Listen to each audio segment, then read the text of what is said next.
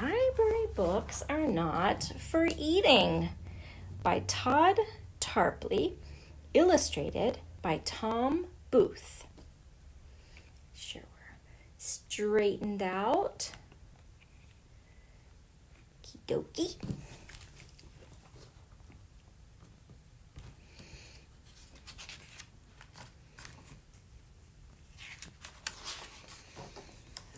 The day Miss Bronte came to school, story time was extra cool. She told great jokes, was never mean, biggest smile you'd ever seen. One small problem, couldn't beat it. Once she read a book, she'd eat it. She'd say, the end. You'd hear a crunch, then 3 or 4 more books by lunch. Miss Bronte, kids would keep repeating, library books are not for eating.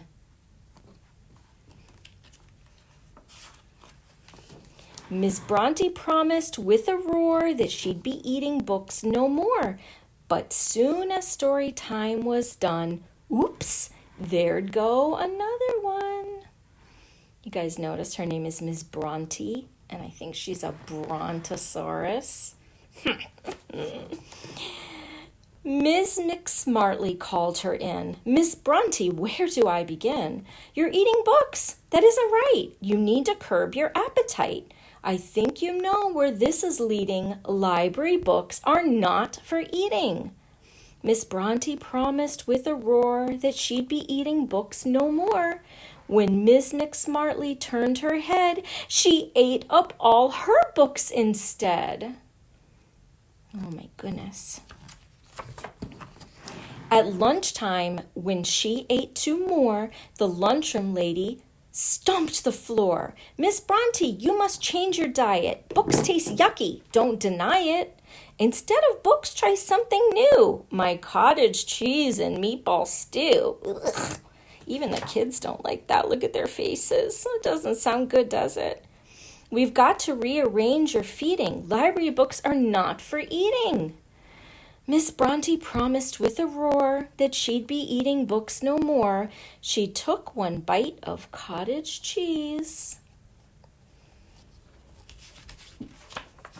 then ate 3 books of recipes.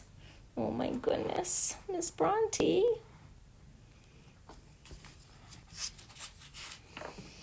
She took a walk to clear her head. Down to the soccer field she fled. Coach Burley blew his whistle loudly, pointing to his players proudly. I've got problems of my own, a soccer field that's overgrown. Can't mow the grass, can't pick the weeds.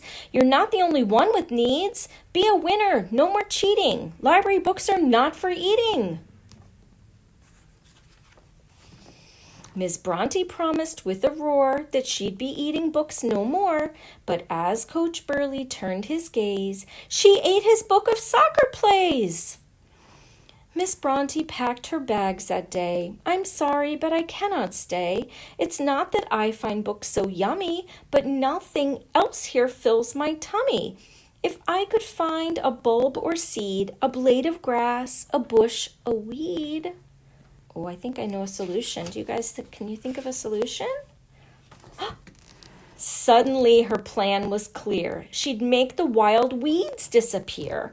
All she had to do was eat them. Let her appetite defeat them. Now Miss Bronte just eats weeds. They fill her dietary needs. The soccer team has gone unbeaten. Not a single book's been eaten.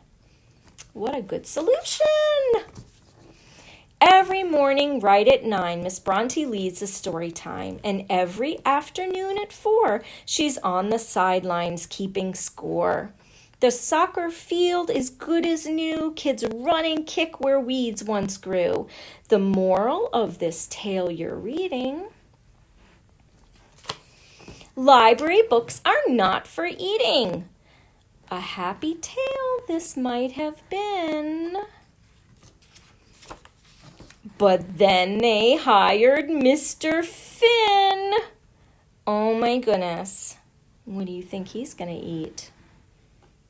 Oh boy. The end. That was super cute. So don't eat our library books. And this one has to go back to the library today because it is due back. Hope you guys have a good one. Love you all.